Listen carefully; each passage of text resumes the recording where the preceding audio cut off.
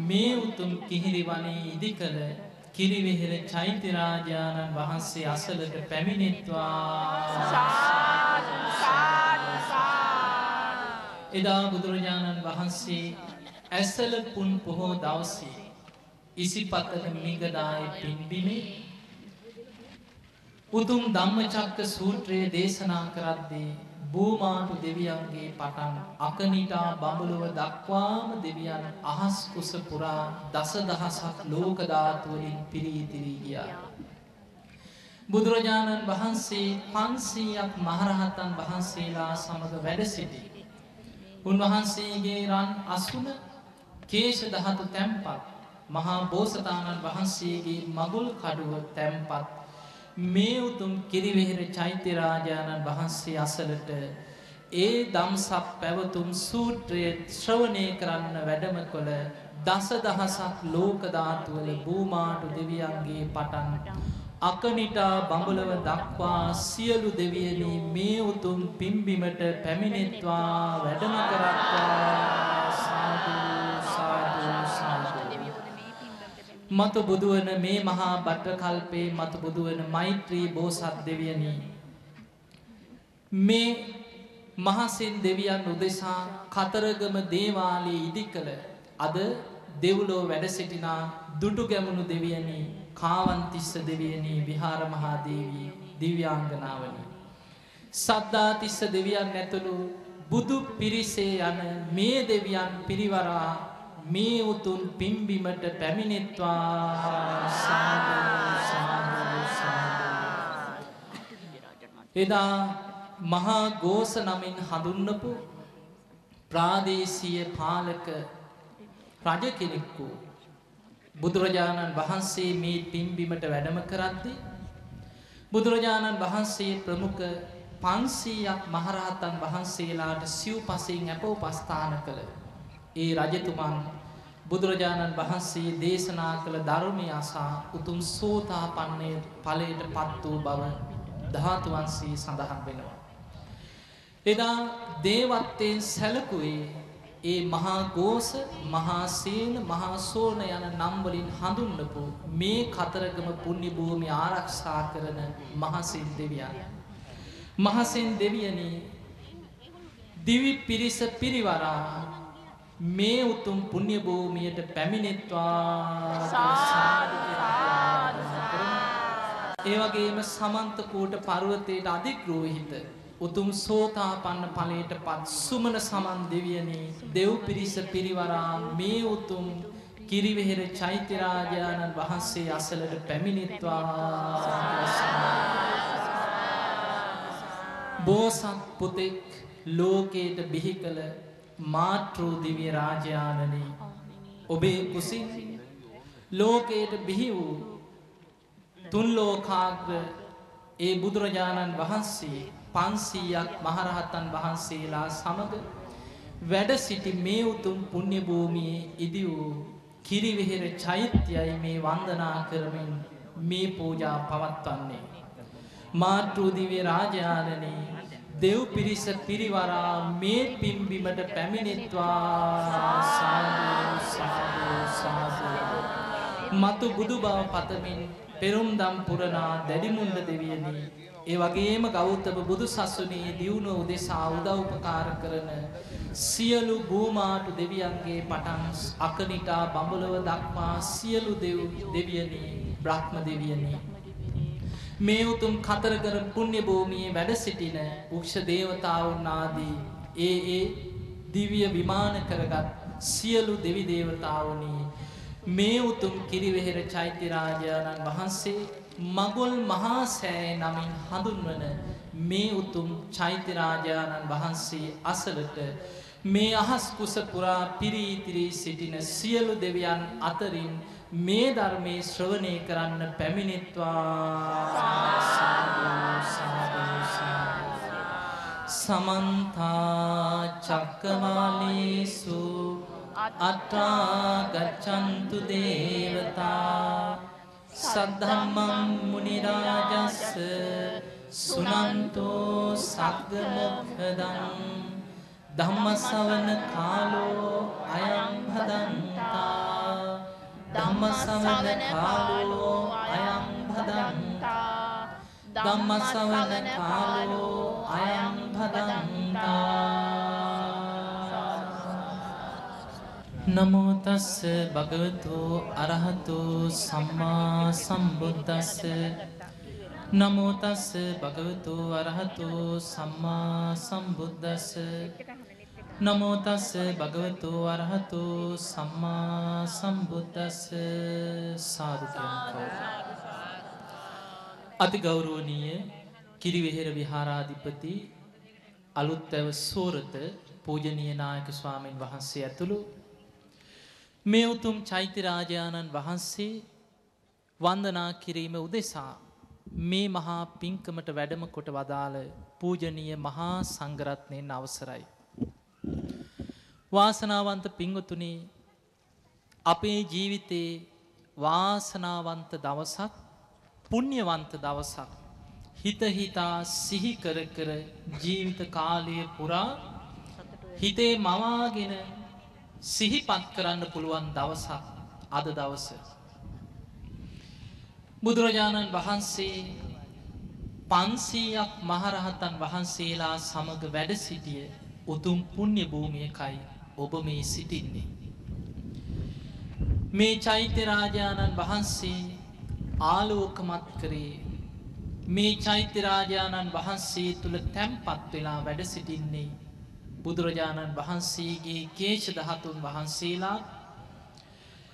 එදා බුදුරජාණන් වහන්සේ මේ පින්බිමේ වැඩ සිටිමින් දහම් දෙසූ ඒ උතුම් රන් පුටුවත් මහා බෝසතාණන් වහන්සේගේ මංගල ඒ කඩුවත් මගුල් කඩුවත් තැන්පත් කොළ මේ උතුම් චෛත්‍ය රාජානන් වහන්සේගේ ආලෝකය එදා බුදුරජාණන් වහන්සේගේ ශරීරයෙන් නික්මිලා ගිය සවනක් ගන බුද්ධ රශ්මි මාලාවන් අතර උන්වහන්සේගේ නිල් පැහැති කෙස් අතරින් විහිදිලා ගිය නිල් පාට රශ්මියක්. ඒ නිසයි මේ චෛත්‍ය රාජානන් වහන්සේ නිල් පාට රශ්මියකින් ආලෝකමත් කරමින් මේ උතුම් පූජාවන් පවත්වන්න අපි කල්පනා කරේ. පින්වතුනි, එදා බුදුරජාණන් වහන්සේ බුද්ධගයා වජිරාසන පුණ්‍ය භූමියේ වැඩ සිටිමින් සම්මා සම්බුද්ධත්වයට පත් වෙලා සතියක් බෝධි මූලයේ විමුක්ති සුවයෙන් වැඩ සිටියා.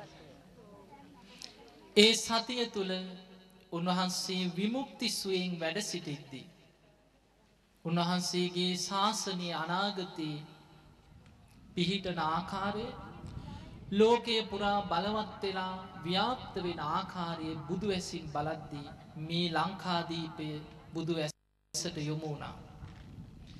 බුද්ධගයා වජිරාසනේ බුද්ධත්වයට පත් වෙලා පළවෙනි සතිය වැඩ සිටිද්දී බුදුරජාණන් වහන්සේ දකිනවා මේ ලංකාදීපය මේ මහා භද්‍ර කල්පයේ පහළ වූ කකුසඳ කෝණාගමන කාශ්‍යප කියන බුදුරජාණන් වහන්සේලා වැඩම කොට උන්වහන්සේලාගේ පාද ස්පර්ශයෙන් පූජනීයත්වයට පත් භූමියක්. ඒ වගේම කකුසඳ බුදුරජාණන් වහන්සේගේ බෝධියේ දක්ෂිණ ශාඛාව අනුරාධපුර මහමෙවුනා උයනේ රෝපණය වෙච්ච පුණ්‍යවන්ත රටක්. කෝණාගමන බුදුරජාණන් වහන්සේගේ බෝධීන් වහන්සේගේ දක්ෂිණ ශාඛාවත් ඒ මහමෙවුනා පුණ්‍ය භූමියේ රෝපණය වුණා. කාශ්‍යප බුදුරජාණන් වහන්සේගේ ඒ බෝධියේ දක්ෂිණ ශාඛාවත් ඒ ස්ථානයේම රෝපණය වුණා. ඒ වගේම අනාගතේ මාගේ මේ ඇසතු වෘක්ෂයේ දක්ෂිණ ශාඛාවත් ඒ ලංකාදීපේම රෝපණය වෙලා තථාගත බුදුරජාණන් වහන්සේගේ ධර්මය උන්වහන්සේ පිරිනිවන් පෑමෙන් පසු බොහෝ කාලයක් ආරක්ෂා වෙන්නේ මේ ලංකාදීපේ බව එදා බුදුරජාණන් වහන්සේ බුද්ධත්වයට පත් වෙලා පළවෙනි සතියේ බෝධි මූලයේ වැඩ සිටිද්දී බුදු ඇසින් දුටුවා. බුදුරජාණන් වහන්සේ අදිෂ්ඨානයක් ඇති කරා උන්වහන්සේ මේ ලංකාවට වැඩම කොට මේ ලංකාදීපය මනුස්ස වාසයට සුදුසු පුණ්‍ය භූමියක් බවට පත් කළ යුතුයි. ඒ වෙනකොට පින්වතුනි මේ රටේ හිටිය මිනිස්සු යක්ෂයන්ගේ ග්‍රහණයට ගොදුරු වෙච්ච පිරිසක් හැටියටයි ඉඳලා තියෙන්නේ. බුදුරජාණන් වහන්සේ දකිනවා මිනි මස් කන යක්ෂයා මේ මිනිස්සුන්ව බිය ගන්වාගෙන මේ මිනිස්සු පාලනය කරගෙන යක්කුන්ගේ බලය මේ රටේ බලවත් කරගෙන හිටපු කාලයක්. බුදුරජාණන් වහන්සේ දැක්කා.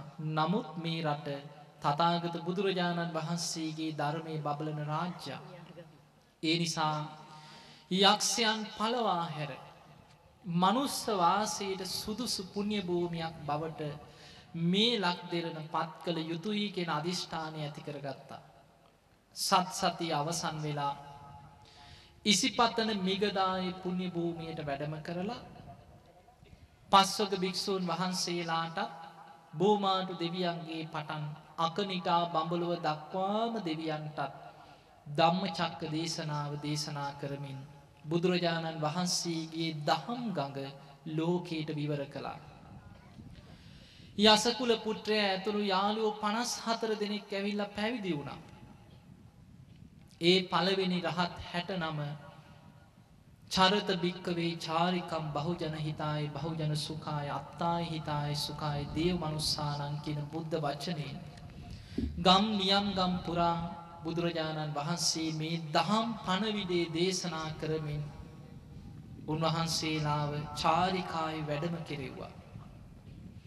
බුදුරජාණන් වහන්සේ උරුවෙල් ජනපදයට වැඩම කරලා උරුවෙල් කාශ්‍යප නදී කාශ්‍යප ගයා කාශ්‍යප කියන තුන්බෑ ජටිලයන් සමග 1000ක් දිනාට ධර්ම දේශනා කරලා ඒ අය দমনය කරලා ඒ සියලු දෙනාටම ධර්ම අවබෝධය කෙරෙව්වා.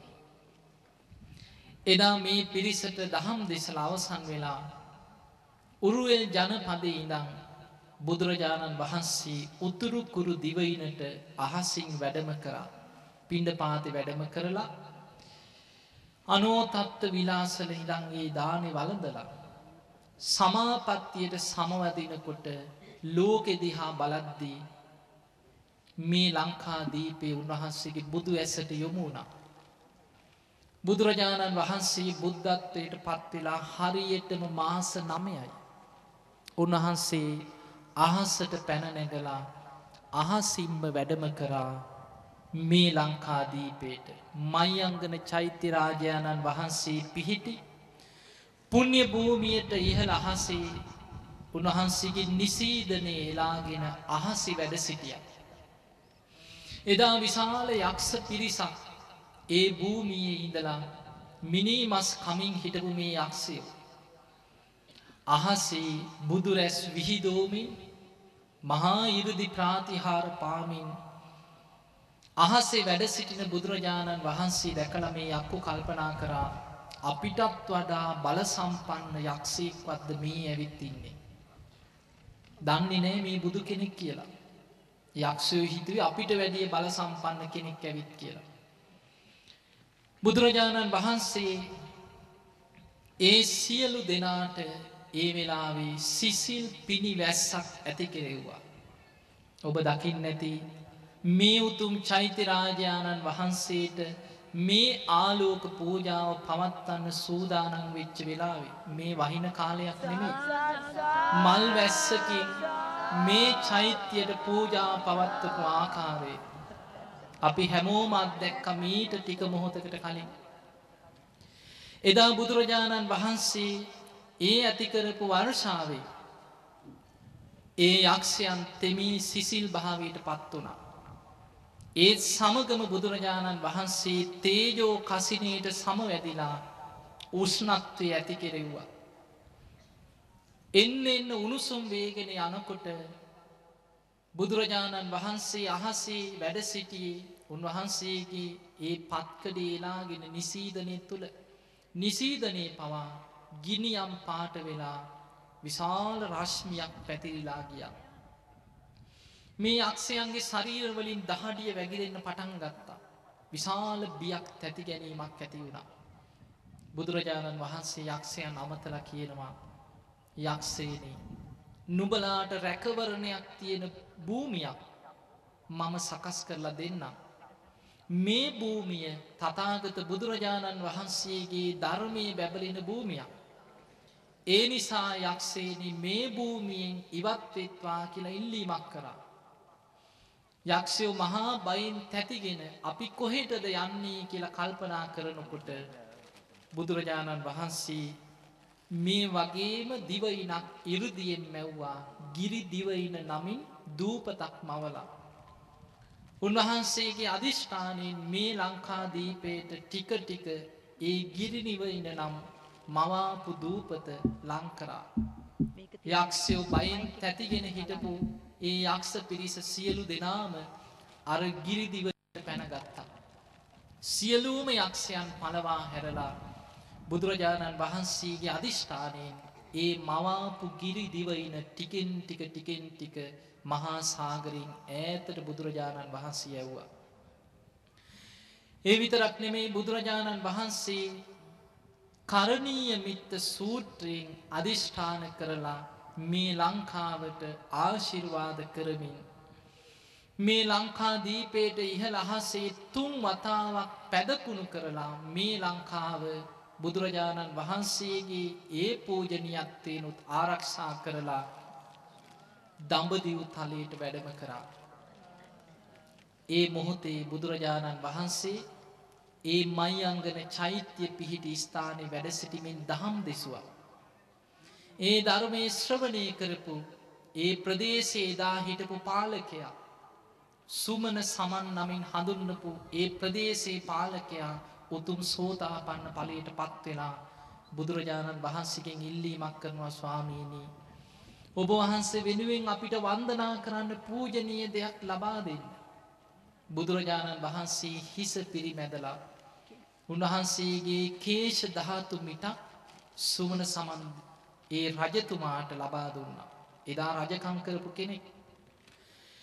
එදා මේ චෛත්‍ය මයංගන චෛත්‍ය ඒ කේශ ධාතු තැන්පත් කරලා ඒ සුමන සමන් නමින් ප්‍රාදේශීය රජ කෙනෙක් බවට පත් ඒ රජතුමන් ඉදි කළා. අද අපි දේවත්වයෙන් සලකන්නේ ඒ මයංගන චෛත්‍ය ඉදි කළ සුමන සමන් දෙවියන්මයි. බුදුරජාණන් වහන්සේ මේ සියලු කටයුතු කරලා මේ ලංකාව මිනිස්යන්ට සුදුසු භූමියක් බවට පත් කරා. අනාගතේ තථාගත බුදුරජාණන් වහන්සේගේ ධර්මය බැබලෙන රාජ්‍යයක් හැටියට මේ ලක් දෙරණ බුදු ඇසින් දැකපු නිසා ඒ බුදුරජාණන් වහන්සේගේ පළවෙනි ලංකා ගමනය බුදුරජාණන් වහන්සේ දෙවනි වතාවේ ලංකාවට වැඩම කරේ සම්මා සම්බුද්ධත්වයට පත් වෙලා අවුරුදු 5ක් ඉක්ම ගියාට පස්සේ එදා නාගදීපේ කියන ප්‍රදේශේ ඒ චූලෝදර මහෝදර කියන මේ නාග රජවරු ඒ ප්‍රදේශේ පාලනය කරපු ප්‍රාදේශීය රජවරු හැටියට හඳුන්වනවා. ඔවුන් මැණික් පුටුවක් නිසා විශාල යුද්ධයක් කෝලාහලයක් ඇති කරගන්න සූදානම් වෙච්ච වෙලාවේ මේ ලංකාදීපය තථාගත බුදුරජාණන් වහන්සේගේ ධර්මයේ බැබලෙන රාජ්‍යයක්. මේ රටේ මෙවැනි යුද්ධයක් ඇති වුණොත් මේ මිනිස්යන්ට එදා මේ රටේ ජීවත් වෙච්ච මිනිස්සුන්ට විශාල ජීවිත හානියක් වෙන්න පුළුවන්. ඒ යුද්ධේ සංසිඳවන්න දෙවනි වතාවේ බුදුරජාණන් වහන්සේ අහසින් වැඩම කරේ. එදා බුදුරජාණන් වහන්සේ වැඩ සිටියේ සවැත් නුවර ජේතවනාරාමයේ. උන්වහන්සේ ගන්ධ කුටියේ වැඩ සිටිමින් සමාපත්තියට සමවැදිලා ලෝකෙ දිහා බලනකොට මේ සිදුවීම දැක්කා. ලංකාදීපේ නාගදීප කියන ඒ ප්‍රදේශය තුල විශාල යුද්ධයක් ඇති වෙන්න නාග රජවරු දෙන්නෙක් සේනා සංවිධානය කරනවා. ඒ විතරක් නෙමෙයි අනික් ප්‍රදේශවලිනුත් නාග කියන රාජකීය ගෝත්‍රිකයන්ට ඒ පිරිසට ආරාධනා කරලා විශාල යුද්ධයක් දැන් සූදානමක්. බුදුරජාණන් වහන්සේ මේ යුද්ධයේ සංසිඳවන්න හිතාගෙන ජේතවනාරාමේ ගන්ධ කුටියෙන් එළියට වැඩම කරනකොට සවැත් නුවර ජේතවනාරාමයට අධිග්‍රෝහිත සියලු දෙවියන් බුදුරජාණන් වහන්සේ වටා එක් රැස් වෙලා උන්වහන්සේ සමග වැඩම කරන්න සූදානම් වුණා.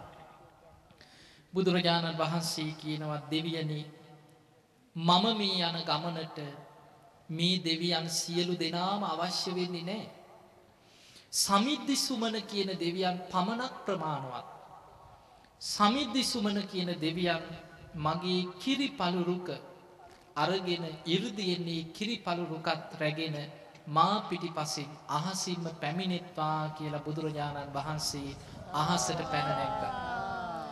එදා 이르දි බලයෙන් කිරි පළුරුක උදුරාගත් සුමන සමිද්දි සුමන කියන දෙවියන් ඒ කිරි පළුරුක රැගෙන බුදුරජාණන් වහන්සේට හරියට මුතු කුඩයක් ඉහලාගෙන පැමිණෙනවා වගේ අහසින්ම නාගදීපයට වැඩම කරා.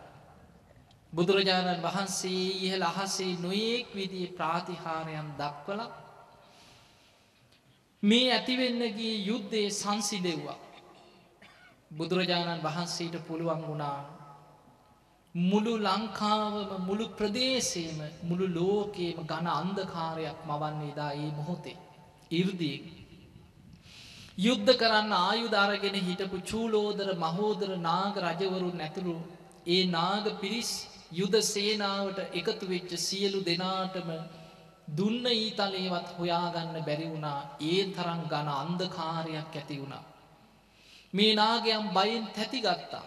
කවුද මේ තරම් අන්ධකාරයක් ඇති කර මහා 이르දිමත් කෙනා? වටපිට බලනවා ඝන අන්ධකාරයේ කිසිවක් පේන්නේ නැහැ. සුළු මොහොතකින් බුදුරජාණන් වහන්සේ බුද්ධ රශ්මි විහිදෝමින් අහසේ බුදුරජාණන් වහන්සේ පමණක් පේන්න සැලැස්සුවා. යුද්ධයට සූදානම් වෙච්ච නාග රජවරු ආයුධ බිම දාලා අහසට වැඳගෙන සාදුකාර දෙන්න පටන් ගත්තා.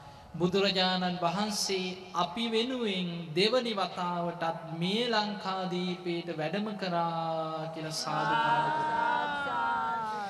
එදා ඒ ඇතිවෙන්නගේ යුද්ධයේ සංසිඳවලා බුදුරජාණන් වහන්සේ ඒ ස්ථානයේ ඒ මැණික් පුටුවට කෝලහල කරගන්න ගිය චූලෝදර මහෝදර නාග රජවරු දෙන්නාම සමගියෙන් ඒ මැණික් පුටුව බුදුරජාණන් වහන්සේට පිළිගන්නවා. ස්වාමීනි භාග්‍යවතුන් වහන්සේ මේ පුටුව මත වැඩ සිටින සේක්වා අපට දහම් දෙසන සේක්වා. බුදුරජාණන් වහන්සේ මැණික් පුටුවේ වැඩ සිටිමින් දහම් දෙසුවා. ඒ දේශනාව අවසානයේ සියලු දෙනාම තුනුරුවන් කෙරෙහි අප්‍රමාණ පැහැදීමට පත් වුණා.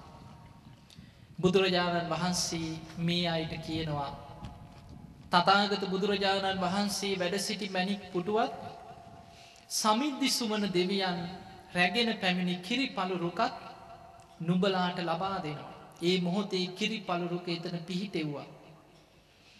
මේ පූජනීය වස්තු බුදුරජාණන් වහන්සේ පරිහරණය කරන පාරිභෝගික වස්තු හැටියට සලකා වන්දනා කරන්න කියලා කියමින් බුදුරජාණන් වහන්සේ ඒ සියලු දෙනාටම වඳින්න තවත් චෛත්‍යයක් මේ ලංකාදීපේ ඉදි කෙරෙව්වා. ඒ තමයි නාගදීප චෛත්‍ය රාජානන් වහන්සේ.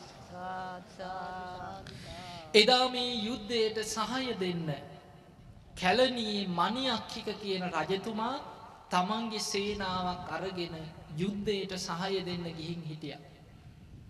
බුදුරජාණන් වහන්සේගෙන් බණ අහලා පැහැදීමට පත්වෙච්ච මේ මණිඅක්ඛික කියන නාග රජතුමා බුදුරජාණන් වහන්සේට ආරාධනයක් කරා. ස්වාමීනි භාග්‍යවත් බුදුරජාණන් වහන්සේ ඔබ වහන්සේ දෙවරක්ම ලංකා වාසීන්ව බේරගන්න මේ ලංකාදීපයට වැඩම කළා. තුන්වෙනි වතාවේ මගේ ආරාධනයෙන් වැඩම කරන සේක්වා. තථාගත බුදුරජාණන් වහන්සේ ඇතුළු භික්ෂු සංඝයා පිළිගන්න සිව්පසයෙන් අප උපස්ථාන කරන්න අපි ඔබ වහන්සේලා වෙනුවෙන් සියලු කටයුතු සූදානම් කරනවා. බුදුරජාණන් වහන්සේ ආරාධනය පිළිගත්තා. පින්වතුනි බුදුරජාණන් වහන්සේ පළවෙනි වතාවටත් දෙවනි වතාවටත් ලංකාවට වැඩම කරේ ආරාධනයක් නැතුව. මේ ලංකාව ආරක්ෂා කරන්න. තුන්වෙනි වතාවේ බුදුරජාණන් වහන්සේ වැඩම කරන්නේ ආරාධනයක් පිට. ඒ නිසා බුදුරජාණන් වහන්සේව පිළිගන්න ඒ වෙනකොට ලංකාවේ රජකම් කරපු ප්‍රාදේශීය රාජ්‍ය නායකයෝ හිටියා. කැලණිය ප්‍රදේශයේ රජකම් කරේ ඒ මණියක්කික කියන නාග රජතුමා. නාග කියන්නේ ඒ කාලේ හඳුන්වපු ගෝත්‍රික නාමයක්. රජ කෙනෙක්, ප්‍රාදේශීය පාලකයෙක්. ඒ වගේමයි සබරගමුව ප්‍රදේශයේ පාලනය කරේ සුමන සමන් කියන රජතුමා. රුහුණේ රජකම් කළේ මහා ගෝස නමින් හඳුන්වුවේ මහාසේන කියන රජතුමා. එතකොට මේ සියලු දෙනාම එදා ජනාවාස මිනිස්සු හිටපු ප්‍රදේශවල පිරිස දැනුවත් වුණා. ඔන්න බුදුරජාණන් වහන්සේ භික්ෂු සංඝයා පිරිවරාගෙන ආයෙමත් ලංකාවට වැඩම කරනවා. ඒ ආරාධනයේ පිළිගත් බුදුරජාණන් වහන්සේ තුන්වෙනි වතාවේ බුද්ධත්වයට පත් වෙලා අවුරුදු 8ක් සම්පූර්ණ වෙන කාලෙ 500ක් මහරහතන් වහන්සේලා පිරිවරාගෙනයි එදා අහසට පැන නැගලා මේ උතුම් ලංකාදීපයට වැඩම කළේ. එදා බුදුරජාණන් වහන්සේ කැලණිය චෛත්‍යරාජාණන් වහන්සේ අද ඉදිකළ තියෙන ඒ පුණ්‍ය භූමිය අසලට පැමිණෙද්දී මණියක්කික කියන මේ රජතුමා බුදුරජාණන් වහන්සේට රත්තරණින් සකස් කරපු මණික් ඔබ්බපු පුටුවක් පැනෙව්වා වැඩ සිටින්න. 500ක් මහරහතන් වහන්සේලාට රන් වලින් ආසන පැනවලා අහසේ පොළොවේ වියන් බැඳලා සුදු වියන් බැඳලා බිමට රන් මිශ්‍ර වැලි අතුරලා පුදුමාකාර ගෞරවයකින් තමයි බුදුරජාණන් වහන්සේ පිළිගත්තේ. එදා කැලණිය චෛත්‍ය පිහිටි පුණ්‍ය භූමිය මත බුදුරජාණන් වහන්සේ 500ක් මහරහතන් වහන්සේලා සමග සමාපත්තියට සමවැදුණා. ඒ භූමියත් පූජනීයත්වයට පත් කරා.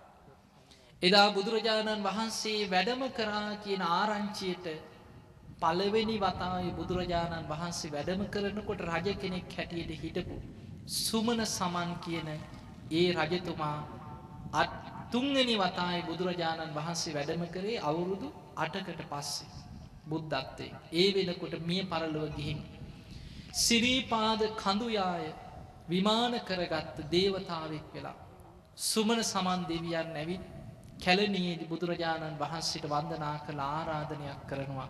ස්වාමීනි භාග්‍යතුන් වහන්සේ ඒ සිරිපාද කඳු මුදුනේ දෙවියන්ට වන්දනා කිරීම පිණිස තථාගත බුදුරජාණන් වහන්සේගේ සිරිපතුල් සටහනක් පිහිටවන සීක්වා. එදා සුමන සමන් දෙවියන්ගේ ආරාධනෙන් ඒ දෙවියන් විමාන කරගත් ඒ සිරිපාද කඳු මුදුනට කැලණියේ ඉඳන් 500ක් මහරහතන් වහන්සේලා පිරිවරාගෙන වැඩම කරපු බුදුරජාණන් වහන්සේ සිරිපාද කඳු මුදුනේ ගල්තලාව බුද්ධ අධිෂ්ඨානයෙන් මැටි පිඩක්සේ මෙලෙක් කරා. බුදුරජාණන් වහන්සේගේ දක්ෂින සිරිපතුල තබා බුදුරජාණන් වහන්සේ හරියට මැටි පිඩක් මත පාදයක් තියලා ඇතුළට තද කරනකොට මැටි පිඩේ පාසලකුණ පිහිටියා වගේ ගල්තලාව ඉරිදියෙන් අධිෂ්ඨානයෙන් මෙලෙක් කරලා සිරිපා සලකුණ තැබුවා. අවුරුදු 5000ක් යනතෙක් මේ සිරිපතුල් සටහන නොමැකී පවතිවා. අවුරුදු 5000ක් යනතෙක් දෙව් මිනිස් ලෝකයා මේ සිරිපතුල් සටහනට වන්දනා කරමින් අප්‍රමාණ පින් රැස් කර ගනීවා කියන බුද්ධ අධිෂ්ඨානය. ඒ 500ක් මහරහතන් වහන්සේලා සමග වැඩම කළ ගමනේ බුදුරජාණන් වහන්සේ ඇතුළු මහරහතන් වහන්සේලා පිළිගන්න බොහෝ ප්‍රදේශවල ප්‍රාදේශීය පාලකයන් කටයුතු සූදානම් කරලා තිබුණා. බුදුරජාණන් වහන්සේ එතනින් තවත් නොයෙක් ප්‍රදේශවලට 12 මහා ස්ථාන කියලා හඳුන්වන්නේ මේ ස්ථාන.